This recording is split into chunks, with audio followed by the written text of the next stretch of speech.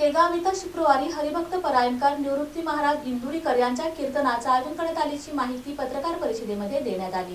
केगाव इथं शुक्रवार दिनांक 20 सप्टेंबर रोजी सायंकाळी 6 ते 8 या वेळेत समाज प्रबोधनकार हरिभक्तीपरायण निवृत्ती महाराज देशमुख इंदुरीकर यांचं हरिकीर्तन होणार असल्याची माहिती अखिल भाविक वारकरी मंडळ राष्ट्रीय अध्यक्ष हरिभक्तीपरायण सुधाकर इंगळे महाराज यांनी पत्रकार परिषदेत दिली। केगाव या ठिकाणी विठ्ठल रुक्मिणी मंदिर याची प्राणप्रतिष्ठा आदरणीय काशीनाथ तात्या दळवे मालक यांनी आपल्या स्वतःच्या जागेमध्ये केलेली आहे।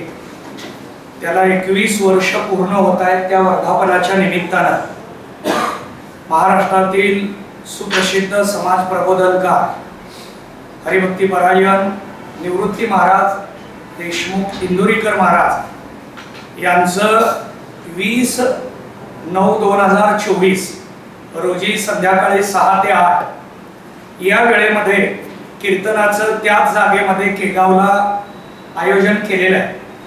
त्या दिवशी दुपारपासून पोवाड्यांचा कार्यक्रम सुद्धा घेतला गेलेला आहे। छत्रपती शिवरायांच्या पोवाड्यांचा कार्यक्रम ऐतिहासिक असा कार्यक्रम आहे।